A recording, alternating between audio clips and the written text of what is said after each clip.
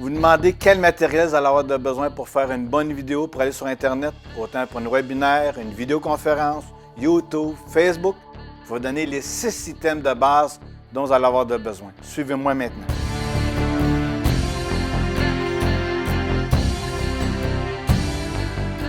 Mon nom est Marc Champagne, technicien à l'Université de Montréal.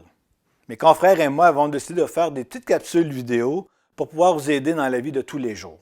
Aujourd'hui, on va parler de la vidéoconférence, des 6 items dont vous allez avoir besoin pour que ça se passe très bien. Alors, notre premier item, ce qu'on a besoin, c'est un ordinateur ou une tablette. Si vous avez le choix entre les deux, essayez de privilégier d'avoir un ordinateur, parce que souvent, vous avez l'option de pouvoir relier l'Internet avec un fil, ce qu'on appelle filaire. Le Wi-Fi, c'est bon, mais c'est plus ou moins stable. Des fois, dépendant dans la journée, des fois, il est plus rapide, des fois moins rapide. Fait que si on est 40 personnes en ligne, ça va paraître à un moment donné, on dirait que l'image fiche, je reviens, repart, tandis que filaire, c'est beaucoup plus stable. Pour notre deuxième item, on a besoin d'un micro. Puis c'est peut-être l'item le plus important. Parce que si l'image affiche un peu, puis le son est bon, le monde va rester. Au contraire, si le son fait couper, à un moment donné, le monde perd le fil, puis ils s'en vont. Donc, pour le micro, ça dépend de l'environnement que vous avez. Si je suis à la maison, puis il se passe beaucoup d'actions alentour ou dans un bureau ouvert, c'est sûr que là, on n'a pas tellement le choix, ça nous prend ce qu'on appelle un micro-casque, parce qu'on est quand même proche de la bouche. C'est sûr que quand on a ça toute la journée ou 2-3 heures, ça commence à être fatigant d'avoir ça sur la tête. C'est-à-dire que si je suis à la maison, puis il n'y a pas beaucoup de bruit, on a des bons micros qu'on appelle sur table ou des micros sur support qu'on appelle shotgun qui sont quand même très efficaces. Puis même s'il y a un peu de bruit alentour, ça ne paraîtra pas tellement. C'est sûr qu'il y a toujours les micros qui sont intégrés à la tablette ou à l'ordinateur, mais si je suis toute seule et l'autre personne est là, c'est bon, mais ce n'est pas aussi efficace que ces micros-là qui sont là accrochés ou sur la table, qui sont nettement supérieurs. Puis encore là, ça dépend du prix que vous les mettez aussi. Comme là, présentement, moi, j'ai un micro sans fil ici. Parce que si jamais j'aurais besoin de me promener, je ne vais pas avoir un fil avec moi ou un micro qui traîne sur le bureau et qui ne captera pas aussi bien. Encore là, ça dépend du budget. Puis il y en a même des micros sans fil qu'on peut relier directement sur la tablette. Soit Android ou iPad, c'est directement dans les prises qui sont là. Puis ça joue peut-être à 200 ou 300 $. C'est quand même très efficace. Puis ça fonctionne super bien, ça aussi. Ça dépend de votre budget. Si on parle maintenant de notre troisième item, qui est le son. Ça veut dire, pour entendre ce qui se passe, c'est sûr que si je suis à la maison, s'il y a du bruit, ça ne dérange pas tellement, je pourrais mettre des haut-parleurs sur le bureau. Si je suis au travail, si j'ai un environnement fermé, je peux avoir encore là des speakers sur le bureau. Mais si je suis dans un air ouvert puis je ne veux pas que tout le monde entende ce qui se passe, bien, on revient encore avec des casques ou avec notre micro-casque qu'on peut mettre. Ça, c'est ça qui est toujours le mieux. Mais c'est juste l'inconfort à un moment donné, mais c'est ça qui est le best. On a une vraie bulle à un moment donné, on n'entend plus ce qui se passe alentour, puis on n'est plus dérangé, même s'il se passe de l'action.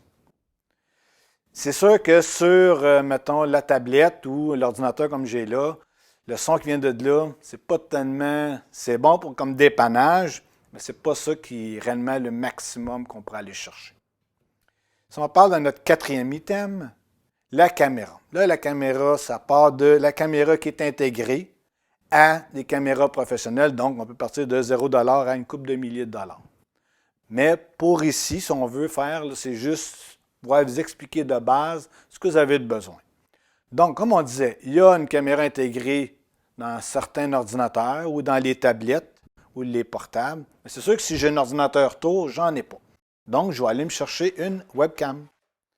Puis la webcam, c'est peut-être une des meilleures choses qu'on pourrait utiliser, comparativement à, mettons, l'ordinateur ou la tablette. Pourquoi? Parce que la webcam, je peux la mettre à la hauteur que je veux, donc à la hauteur des yeux de préférence. Avec un portable, je ne peux pas réellement faire ça, à moins que de mettre le portable bien haut. C'est qu'avec le portable, je vais tout être en angle ou avec la tablette. Ça veut dire ce que je vais voir, c'est beaucoup de plafond, souvent en dessous du nez, le menton ou tout ce qui se passe alentour. Donc, comme là, présentement, je vous parle, puis j'ai réellement la caméra à la hauteur de mes yeux, ce qui est nettement supérieur. On va essayer de voir ça. Puis ça, on peut partir d'environ de 40 $ et ça peut aller une couple de centaines de dollars, mais ça dépend de votre budget, mais essayez de privilégier de voir ça. Puis la chose qu'on a de plus, avec une webcam, c'est que souvent, il y a un logiciel qui vient avec pour pouvoir l'ajuster. Parce qu'il y a un ajustement qu'on essaie d'avoir de plus, ce qu'on appelle, c'est le focus, la mise au foyer. Une caméra, c'est intelligent, mais pas tant que ça. Elle va essayer de se mettre sur vous et de faire la mise au foyer sur vous. Mais si vous bougez trop, ou bien donc vous allez chercher quelque chose sur votre bureau, la caméra, elle ne bouge pas. À un moment donné, elle va peut-être essayer de se mettre au foyer, sur le mur, ou sur les cadres, ou quelque chose qui est alentour de vous. Donc, on va perdre l'attention du monde. Puis là, on va se mettre on appelle pomper, au focus, sur focus, focus, sur focus. Bon.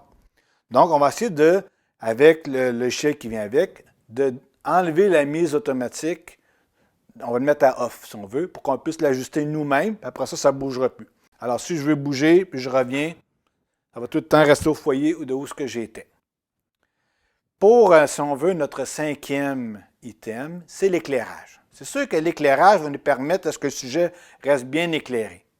Ce qu'on ne veut pas, c'est que le monde soit plus porté à regarder ce qui se passe alentour que nous. Alors, ce qu'on va faire, c'est qu'on va mettre de l'éclairage. Des fois, c'est juste une lampe, mettre sur le bureau. C'est sûr que moi, j'ai un peu plus d'éclairage professionnel. On peut se servir d'une fenêtre, mais la fenêtre, c'est de l'avoir en avant de nous et non en arrière de nous. Parce que si je le mets en arrière, la caméra encore là, elle va essayer de s'ajuster par rapport à l'éclairage qui vient en arrière. Donc, à un moment donné, vous allez venir noir, noir, noir, noir. Vous ne comprendrez pas pourquoi. Ou, à un moment donné, elle va être bien placée. Vous allez dire, ah, ça va super bien, je me vois bien, c'est merveilleux, il n'y a pas de trouble.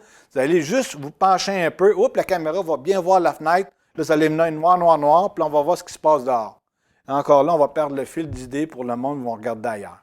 C'est pas ça qu'on veut, donc on va essayer de, si vous avez une fenêtre, juste d'essayer de mettre peut-être un rideau, juste un petit truc comme ça, ou mettre la caméra plus d'un angle pour pas qu'on la voit trop. Ça, c'est pour notre caméra. Et si on veut, notre dernier item, qui est notre 6e, c'est le fameux logiciel. Là, des logiciels, il y en a une panoplie.